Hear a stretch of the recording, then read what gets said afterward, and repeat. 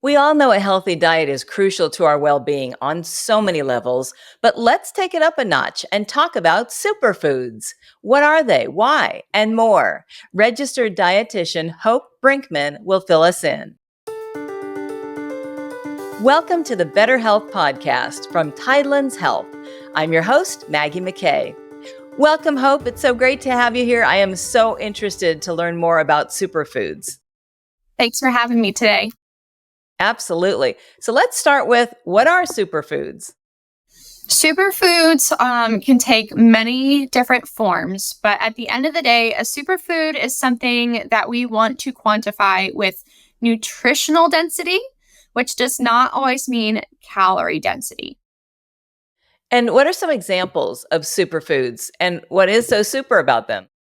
Yeah, so when I think about nutrient density, right, I want to think about a food that has lots of not only vitamins and minerals, maybe some fiber, but also maybe some of those extra fun chemicals that we don't always think about, like antioxidants, polyphenols. And so they can come in a majority of forms. Thinking about some of our carbohydrates, thinking maybe about tomatoes, or thinking about whole grains, or thinking about beans and legumes. It could be things like meats, maybe like salmon or eggs. They could also be beans, nuts, and seeds. And then maybe some other foods that we wouldn't typically think of, like green tea, mushrooms, things of the sort. Wow. And how much of these foods should we be incorporating into our diet? Probably want to think about something every day, but again, it doesn't have to encompass all food groups at all meals of the day. But thinking about how you can start to include foods that are more nutrient dense from all different kinds of groups can really start to make a difference in your health. So should we try to add maybe one superfood to each meal? That might be a good place to start. It could be having an egg with breakfast. It could be cooking with olive oil at lunchtime, and then being very inclusive of those dark leafy greens at dinner time. Does it matter when you eat what? No, your body cannot really tell the difference, so any time is a good time to start including superfoods. How does a superfood get that label or distinction? Yeah, so as we were talking earlier, it's not just vitamins and minerals, right? It can be lots of different compounds. And so we know the known benefits of many vitamins and minerals.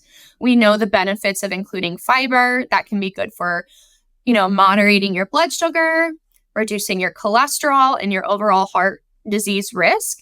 It could be the chance that we reduce cancer.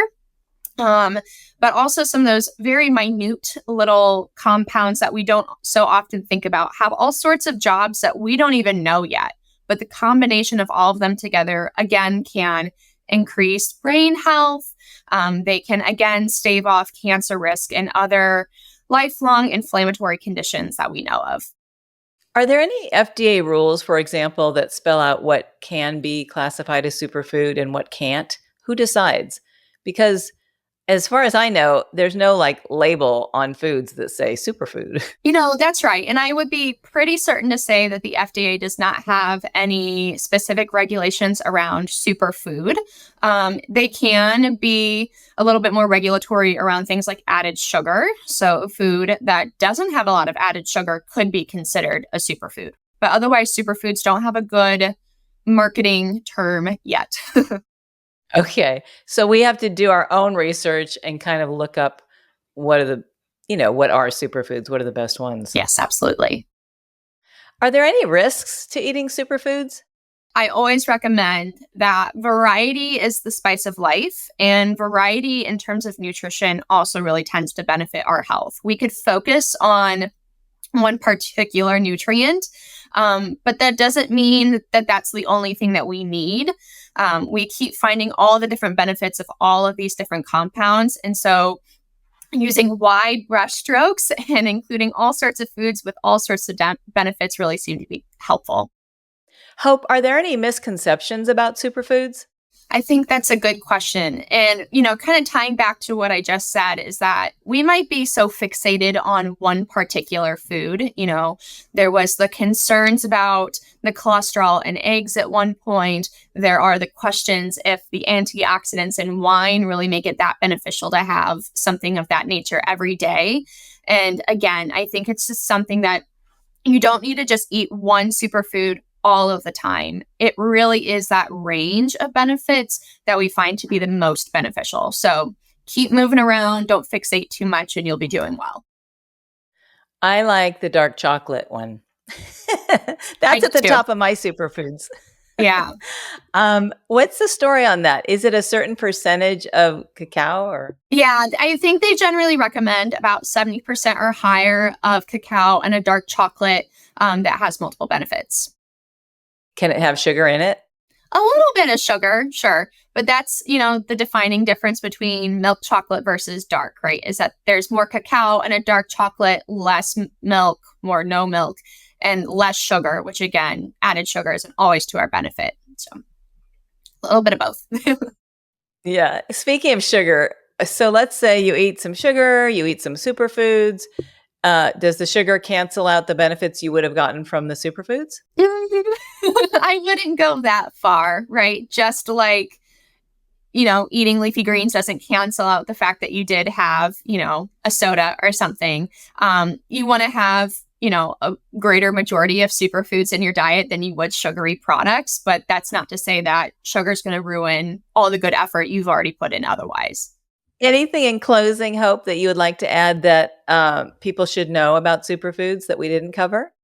I would say if you're unsure of how to include a superfood, think about how you can eat the rainbow, right? Which is not new, right? But we could probably hit a superfood in each color group.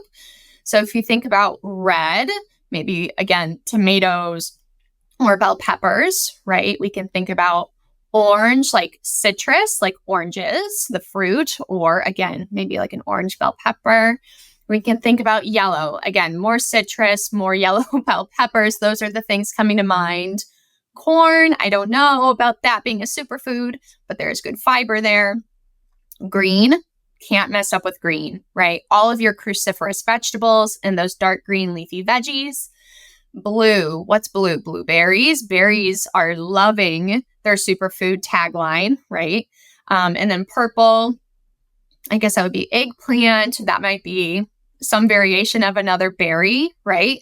But then don't dissuade against some of our browns and beiges and whites, right? Again, still onions, garlic, grains, and things like that are still very beneficial. So the rainbow plus. All right. Yeah, I forgot about garlic. Yeah. That's a big one. Well, Hope, this has been so informative. Thank you for sharing your expertise today. Of course. Well, thank you for having me. Again, that's Hope Brinkmann. And to learn more, you can visit tidelandshealth.org or call 1-866-TIDELANDS. And if you found this podcast helpful, please share it on your social channels and check out our entire podcast library for topics of interest to you. Thanks for listening to the Better Health Podcast from Tidelands Health.